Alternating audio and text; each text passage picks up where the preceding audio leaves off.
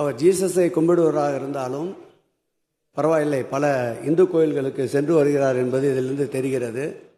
சிவன் கோயிலே குளத்தை தூர்வார வேண்டும். அதே போல பேரேரி அம்மன் கோயில் தெரு பொலிச்சல் ஊராட்சியை தூர்வாரி நடைபாதைகள் அமைக்க அரசு முன்வருமா என்பதை மாண்புமிகு பேரவைத் தலைவர் வாயிலாக மாண்புமிகு அமைச்சர் அவர்கள் கேட்டுக்கொள்கிறார். மாண்புமிகு அமைச்சர் அவர். மாண்புமிகு பேரவைத் தலைவர் அவர்களே, அவர் ஜீசஸை கும்பிடுவராக இருந்தாலும் பரவாயில்லை, பல இந்து கோயில்களுக்கு சென்று வருகிறார் என்பது இதிலிருந்து தெரிகிறது. அவர் கோரியபடி 3 திருக்கோயிலுடைய திருப்பணிகளை கேட்டுக்கொண்டிருக்கின்றார். அந்த பணிகள் ஏற்கனவே தொடங்கப்பட்டு நடந்து வருகின்றன. கேட்டிருக்கின்றார்.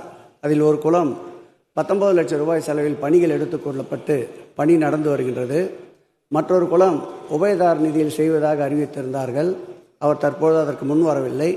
ஆகவே உபயதாரர் நிதி கிடைக்காத பட்சத்தில் திருக்கோயிலுடைய ஆணையுடைய பொதுநல நிதியிலிருந்து நிதி ஒதுக்கீடு செய்யப்பட்டு கூடிய விரைவில் அந்த பணிகளும் மேற்கொள்ளப்படும் என்பதை மாண்புமிகு பேரவைத் தலைவரால் உறுப்பினருக்கு தெரிவித்துக் கொள்வதோடு, இன்றோடு இந்த ஆட்சி ஏற்பட்ட பிறகு 2886 திருக்கோயிலுக்கு குடமுழுக்கு நடந்திருக்கிறது என்பதை பேரவைத் தலைவராக உறுப்பினருக்கு தெரிவித்துக் கொள்கிறேன்.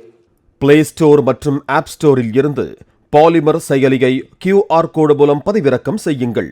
செய்திகளை உடனுக்குடன் பெறுங்கள்.